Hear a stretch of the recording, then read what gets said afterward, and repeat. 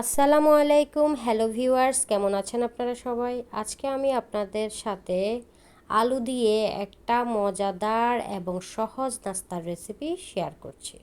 চলুন শুরু করি। প্রথমেই আমি 4টা আলু নিব। আলুগুলোকে একটা পিলারের সাহায্যে ছিলে নিব। ছিলে রাখা আলুগুলোকে ভালো করে ধুয়ে ছোট ছোট কিউব করে কেটে নিব। একটা হাঁড়িতে পরিমাণ মতো পানি, সামান্য লবণ এবং কিউব করে রাখা আলুগুলোকে দিয়ে ভালো করে চুলায় জাল করে নেব। যতক্ষণ পর্যন্ত আলুগুলো সিদ্ধ না হবে এবং পানি শুকিয়ে না যাবে ততক্ষণ পর্যন্ত চুলায় জাল করতে থাকব। এবার পানি শুকিয়ে এলে আলুগুলোকে একটা মিক্সিং বলে তুলে নিব এবং ভালো করে ম্যাশ করে নিব। ম্যাশ করা আলুগুলোর মধ্যে আমি সামান্য পরিমাণ চাট মশলা ইউজ করেছি, স্বাদ মতো চিলি ফ্লেক্স দিয়েছি, কিছুটা লবণ ব্যবহার করেছি। সবগুলো উপকরণ হাতের সাহায্যে ভালো করে মেখে এক সাইডে রেখে দিব। এবার নর্মাল টেম্পারেচারে থাকা একটা ডিমকে কাঁটা চামচের সাহায্যে ফেটিয়ে নিব। একটা প্লেটে ব্রেড ক্রাম্ব নিব এবং একটা বাটিতে কিউব কিউব করে কেটে মোজারেলা চিজ নিব। এবার আলুগুলোকে আমি ভাগ করে রেখেছি, ওখান থেকে একটা ভাগ নিয়ে তার মধ্যে এক টুকরো মোজারেলা চিজ ভালো করে আলু দিয়ে ঢেকে দিব এবং হাতের সাহায্যে ভালো করে চেপে গোল করে নিব। যতক্ষণ পর্যন্ত গোল না হবে ততক্ষণ পর্যন্ত হাতের সাহায্যে ঘুরিয়ে ঘুরিয়ে বল শেপ দিব।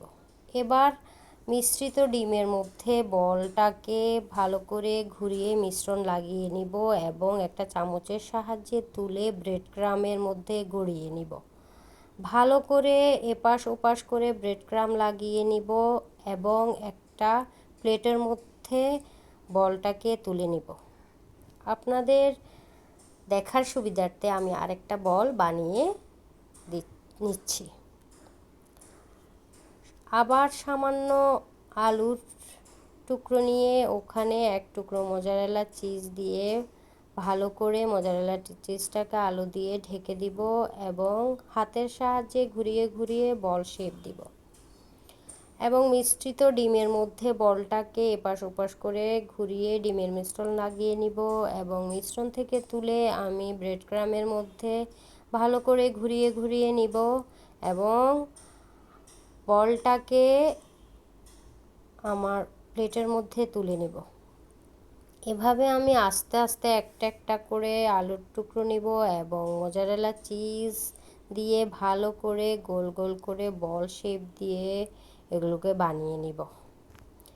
এবার একটা ফ্রাই প্যানের মধ্যে পরিমাণ মতো সয়াবিন তেল দিয়ে দিব এবং সয়াবিন তেল সামান্য গরম হয়ে এলে আমি একটা একটা করে বানিয়ে রাখা বলগুলো তেলের মধ্যে দিতে থাকব এবং সবগুলো বল আমার প্রায় এই ফ্রাই প্যানের মধ্যে হয়ে গিয়েছে।